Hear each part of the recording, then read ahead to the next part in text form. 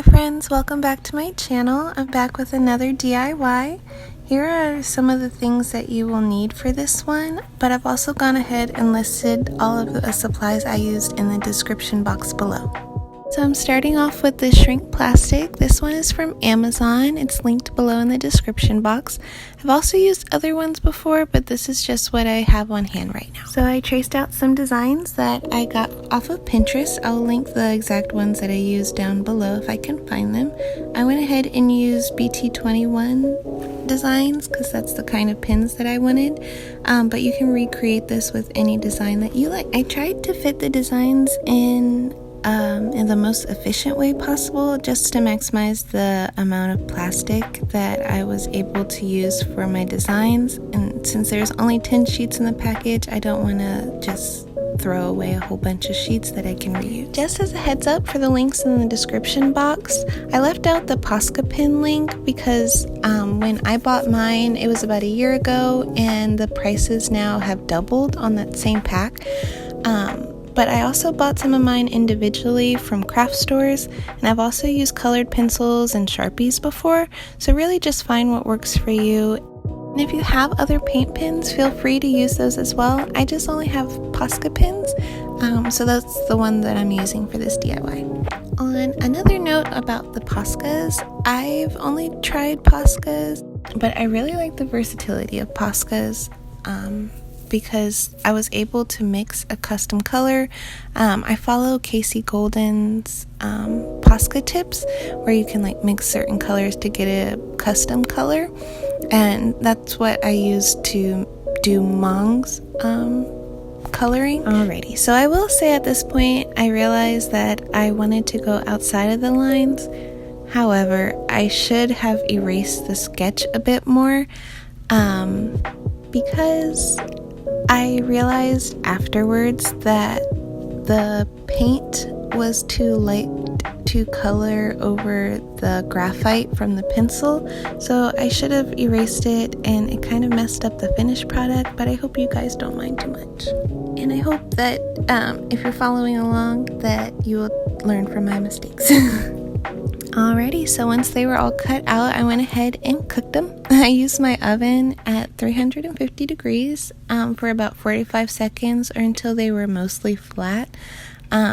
When I took them out, I then put them immediately on the top of my stove and just used a flat surface to further flatten them, that way that they didn't have any curves or any lumps.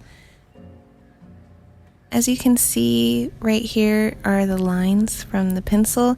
At this point I couldn't really do anything about it, but I didn't mind too much because I was just learning from my mistakes here, and these ones aren't being sold or anything, so they're just for me and my little collection.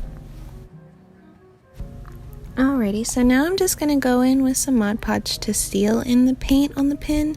If you don't, from what I've seen, my Poscas flake a little bit. I'm not sure what it will do with other supplies. I would suggest though, go ahead and sealing it no matter what supply you use to paint or color in your pen, just so that it gives it a little bit of longevity. So the Mod Podge that I used was the glossy kind. It didn't, however, leave as much of a shine as I wanted, so after it had dried for a few hours, I went in with this optional step of using Mod Podge Dimensional Magic. It just leaves the pen with a bit of dimension. You'll see here, however, that mine was a little bubbly for some reason, and so the bubbles dried a bit, and I did my best to pop them, but the shine and the gloss to me was worth the little bubble marks that it left. However, the bubbles don't always show up, so I'm not sure what was wrong with this one. So one of the reasons that I love working with shrink plastic or shrinky dinks is the versatility that you can get from them. You can use them to make pins like I'm making here, or you can make keychains or magnets or any like charms or anything that you want.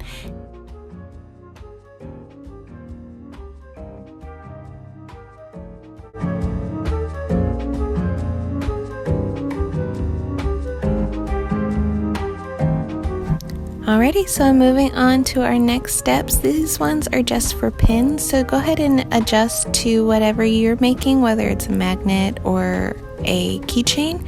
I'm going to go ahead and go in with E6000 to attach the pin backs. I tried a hot glue gun, but it doesn't hold as long or as strong as the E6000. So I just went ahead and used smaller pins, but you can use whatever you have or you can find. Alrighty, so here are a few examples of the other pins that you can use. I just found some ones in my crafting box. You can use ones from Michaels or the bar pins. I'm using these circle pins from Amazon. Because I was using the E6000, I used gloves to protect my skin. But again, just use what you have.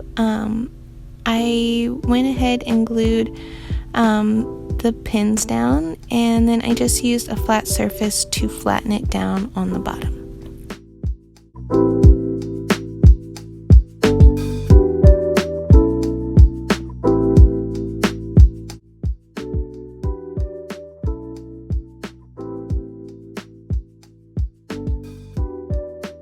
And this is how it turned out. The glue does need to set for a while. I think the bottle says about 3 hours, but I usually just wait overnight, and that seems to do the trick. Like I said before, there are a few mistakes in this one, but I hope you all learn from my mistakes. And again, just adjust to whatever you have on hand. This is a fun little design DIY thing, so just use whatever you have, and I hope you enjoy, and happy crafting. Remember to stay safe and be kind. Love ya. Bye.